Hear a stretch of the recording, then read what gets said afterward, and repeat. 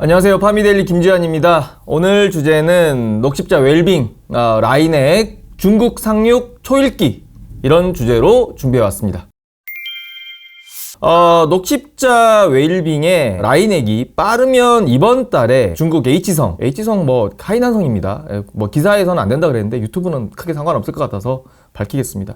하이난성의 식약처로부터 품목 허가를 받을 것으로 예상이 되고요. 앞서 이제 녹십자 웰빙은 지난 1월 말에 중국 하이난성에 그 품목 허가 신청 서류를 제출한 상태입니다. 그러니까 중국에서 유일한 의료 관광 특구 지역이고요. 세계적으로 이제 주목받는 의료 관광 천국입니다. 그 중국 지도 보면 그 베트남으로 가는 그 옆에 보면 섬이 하나 뚝 떨어진 게 있어요. 우리나라 제주도처럼. 근데 좀 더 사이즈는 큽니다. 거기에 이제 의료 관광을 위한 그런 이제 특구가 만들어져 있고 매년 많은 관광객이 찾는데 실제 이제 관광을 하는 목적도 있지만 여기 가서 어떤 뭐 의료 서비스를 받기 위해서 방문하는 경우가 되게 많습니다. 그래서 임상적으로 아직 다 끝나지 않은 약들, 또 시범적인 약들 이런 것들을 이제 좀 다 처방할 수 있는 그런 지역이거든요. 그래서 뭐 헬스케어, 미용, 노화 방지, 항암 치료, 또 우리나라에서는 아직 법으로 막혀 있는 뭐 세포 치료제나 유전자 치료제 이런 것들 다 지금 받을 수 있는 곳이고요. 그래서 중국 정부에서 아주 강력하게 좀 지원을 받아서 급성장하고 있고요. 방문객만 보게 되면 연간 5,500만 명, 이 중에 이제 90%가 이제 의료 서비스를 받는다고 해요. 그러면 뭐 대충 계산해도 한 5천만 명 가까이는 여기서 뭐 치료나 미용 이런 거 관련해가지고 좀 시술을 받는 그런 사람들이 있다. 이렇게 정리를 하시면 좋을 것 같습니다. 그러니까 우리가 병원 같은 데 가면 뭐 비타민 주사나 태반 주사 이런 것들 많이 받잖아요. 그러니까 이 라인액은 태반 주사라고 생각을 하시면 될 것 같습니다. 다만 이제 좀 차이가 있다면 일반 이제 태반 주사제 같은 경우에는 다 이제 그냥 추출물이거든요. 근데 라인액 같은 경우에는 태반을 가수분해를 했어요. 그래서 좀 요런 차이가 있고 제조 방식에 요런 차이가 있다 보니까 라인액 같은 경우에는 그 주요 성분인 아미노산의 수치가 한 10배 정도 높습니다. 그러니까 아미노산은 단백질의 구성 요소인 거잖아요. 그만큼 이제 단백질의 수치가 좀 높게 들어가 있다라고 이제 이해하시면 좀 좋을 것 같고 좀 더 고농축이고 또 여기에 더해 가지고 간 기능 개선제 효능도 좀 더 있는 것으로 알려져 있습니다. 그래서 뭐 시장 제품력이 워낙 좋다 보니까 국내에서 태반 주사제 제품이 굉장히 많이 있거든요. 20개 가까이 있는데 라인액이 점유율 77%를 차지하고 있습니다. 이거 바꿔 말하면 이제 라인액 아닌 다른 거 맞으면 바본 거죠. 그렇게 이제 생각하시면 될 것 같고 국내 제품들 쭉 보게 되면 다 이제 태반 추출물인데 가수분해해 갖고 나온 거는 라인액이 유일합니다. 그래서 독보적인 어떤 제품력과 효능 또 시장 점유율을 가지고 있는 제품이다. 이렇게 정리하시면 좋을 것 같습니다. 가수분해를 뭐 설명을 어렵게 드리면 너무 어렵고 쉽게 설명을 드리면 가수분해는 화합물하고 물과 반응해서 이제 분해되는 화학 반응을 의미하거든요. 그래서 어떻게 보면 물의 반응을 이용하는 또는 화학 물질의 반응을 이용하는 거라고 생각하시면 되겠고 가수분해를 하게 되면 이제 그 태반이라고 치면 태반 안에 있는 어떤 그 고분자 물질 또 복잡한 화학 물질이 그대로 이제 분해가 돼서 나옵니다. 그러니까 추출이 잘 되는 거죠.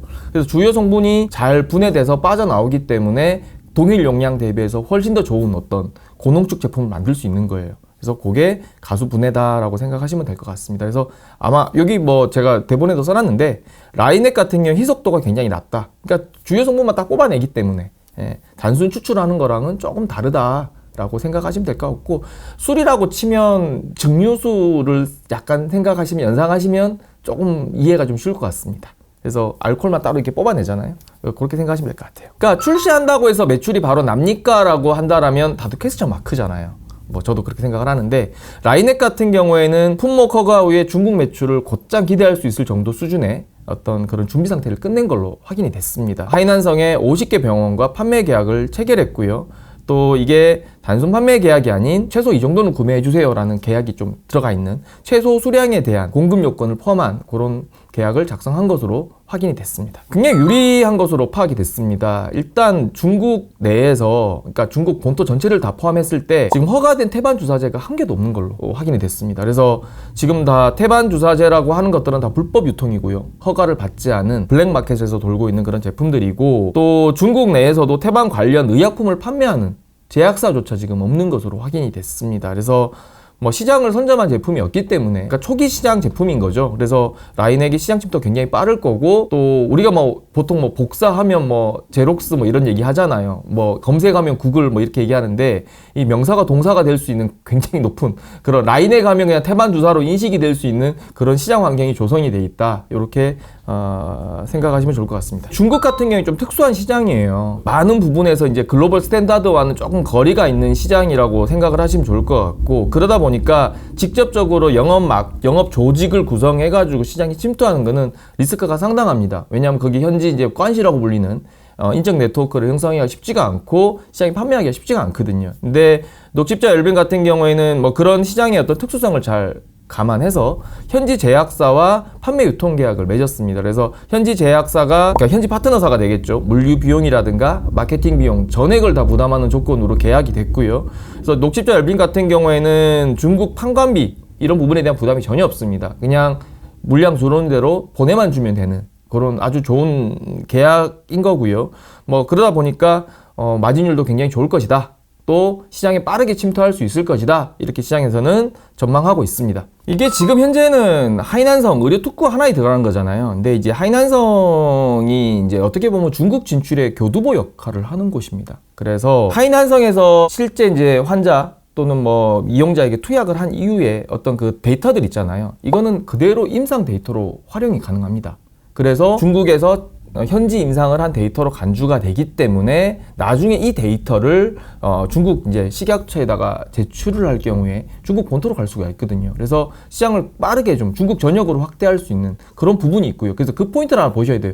하이난성이 들어갔네? 그럼 거기 뭐 의료 관광객 5천만 명 중에 뭐 몇 명한테 팔아가지고 하는 거 그렇게 생각하시겠지만 중국 전역으로 갈 수 있는 그런 포인트가 있다라는 거, 그걸 첫 번째로 좀 말씀을 좀 드리고 싶고, 그 다음에 이제 이 태반이라는 게 의료 폐기물입니다. 그래서 실질적으로는 다 버리는 거거든요. 근데 이거를 수거해 와가지고 냉동 상태든 뭐든 뭐 가지고 와가지고 이걸 가수분해해가지고 약을 만드는 거잖아요. 그러니까 마진율이 말도 못하게 높습니다. 그래서 그 포인트를 좀 잘 아셔야 돼요. 그래서 녹십자 웰빙이 작년 매출의 한 4분의 1 정도가 이제 라인액이었는데 올해 그 매출액이 한 300억 정도 됐다라면 올해는 한 500억에서 600억 정도 보거든요. 그러면 녹십자 웰빙 전체적인 어떤 이익을 견인해 나갈 수가 있다. 그 부분도 좀 강조를 좀 해드리겠습니다. 오늘은 녹십자 웰빙에 대해서 살펴봤습니다. 파미데일리 좋아요, 구독, 알람 설정 부탁드리겠습니다. 감사합니다.